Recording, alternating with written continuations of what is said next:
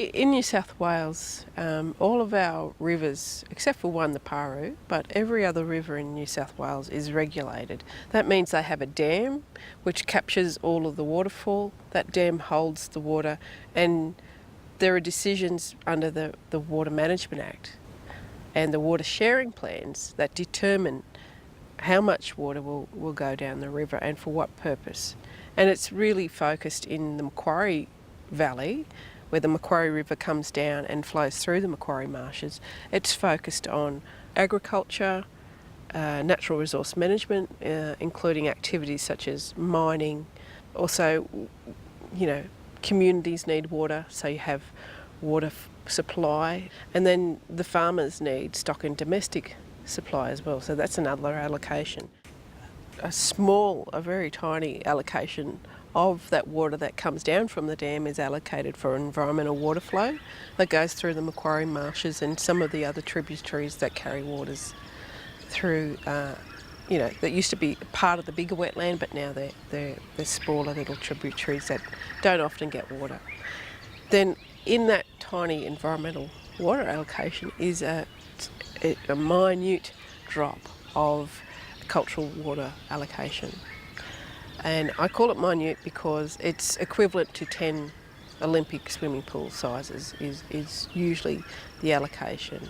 So, one water hole coming down the Macquarie River could take up 10 pool-size water allocations. We hadn't tested it before, it hadn't been tested in New South Wales, but because we were going to have this conference in September 2012 for the Aboriginal Women's Network with the Walwyn community, the Walwyn people said, let's try and get a cultural water allocation for this cultural event. The way we applied for our cultural flow or cultural water allocation was that as a Walwyn woman, I have pushed my interests into the water management section of country. We have an environmental flows reference group for the Macquarie Marshes, and I'm the Aboriginal representative on behalf of the Walwyn people. And so I have been on that committee for at least 3 years, and I've learnt what the process and procedures are for this environmental flows reference group, and they advise the Minister for the Environment about water issues and the environmental water flow and allocations for the Macquarie Marshes. I knew that in May each year we have a certain amount of water we know that's in the dam, and what are we going to allocate it? Where are we going to send that water within the marsh? Where will it do its best for the ecological values? So that environmental flows reference group is looking at enhancing and protecting the ecological values of the Macquarie Marshes wetlands. My push there is to also consider, the cultural values, which are very similar. So the Environmental Flows Reference Group, when they talk about allocating water to the marshes, there are a number of natural creeks and water systems, rivers, or now they look like channels, where we will send water to enhance an ecological asset.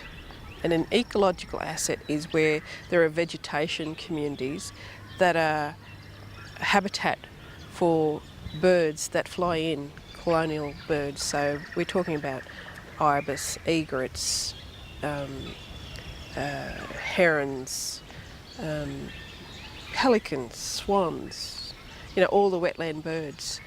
There are a few I can think of. They need to be able to come to the wetlands, to come to their area when there's a fresh or a flow of water coming. Somehow they know that there's going to be more water there, then it's a good time to come and do some breeding, or a good time just to feed there. Scientists still aren't sure how they know, but they do. So our water is sent to a particular part in the marshes which would enhance the ecological values there. The plants become thriving, they build on and bring in new feed and help also to be used as nests for these birds. And the water also, when it comes through, it triggers all of these natural things that make the fish spawn or enhance the microorganisms that are in the soils, in the water and that, which then the birds will feed on. So that's also very important culturally for us, because traditionally those birds that came in, we would have captured them. They came in the millions back in traditional times. Our people would come for ceremony. They would capture some of those birds and use the feathers for ceremonial dress. It'd be about celebrating the renewal of life, used during initiation, and also for ceremony for other purposes like weddings or death. Boys turning into men and girls turning into women. The natural resources would be utilised. So with the cultural flow that we had organised, it started back in about May. I knew that the water allocations would be discussed, so I wrote a letter and asked for a cultural water allocation to be sent to what we call the Gingit Creek and the wetland to the west in the Macquarie Marshes. And I wanted it there because that's where we were going to be camping, and that's where we wanted to harvest the sedge. That's where we wanted to talk about the plants and the animals that are from country. And so we wrote a letter on behalf of the Wildland people and submitted that letter for a water allocation. To my surprise, I was overwhelmed that there was an overwhelming agreement to, let's send some water down for this cultural event. This sounds fantastic. Let's show our support to the Aboriginal women and to the Wildland people, for this event. And that was fantastic. There was a lot of discussion about it because we sort of asked for it to be sent down in August, when really it's not a good time to send water from the dam because the water's so cold. And it actually is too cold for the native fish. Native fish like water temperatures of around 25 degrees to start breeding, and that, whereas the carp, who are the pest fish in our waters now, the introduced fish, they will breed in the lowest of temperatures, around 18 degrees. So that gives them a bit of a head up, and they're able to be more productive than the native fish, which is not good. So we did say, look, we understand that it's important that we try and have that water allocation as late as we could, because usually when water's delivered from the dam, it comes from the bottom, which is freezing cold water. Like it's cold water pollution, and even though the water's being delivered from near Wellington, which is above Dubbo, and it comes down through Narromine and then to Warren, and then there's a couple of 100 miles of water and places to warm up. It's still got to the marshes. It was still only 10 to 14 degrees, and that's really, like I said, it's not good. But what they did try to do is release water from over the spillway, because it was over 100% water in the dam. So the water came over the spillway. It's a little bit warmer, and then they sent it down, but still not good for our natives. But anyway, they sent the water down. It was great for the plants. The plants have been thriving. They're green, they're lush, they're spread out further. They've got new life and leaf and stuff like that. The animals have come in, and they're thriving as well. And so the frogs were there. We had snakes of all kinds, of black snakes, red belly blacks and browns. All of those snakes really getting into it and starting to do some breeding as well, which did scare the ladies a little bit. But this was all part of an alive wetland, which if they had have come out in 2008, 2009, they would have just saw a totally different wetland. We could drive cars and along creek beds that had never been dry before.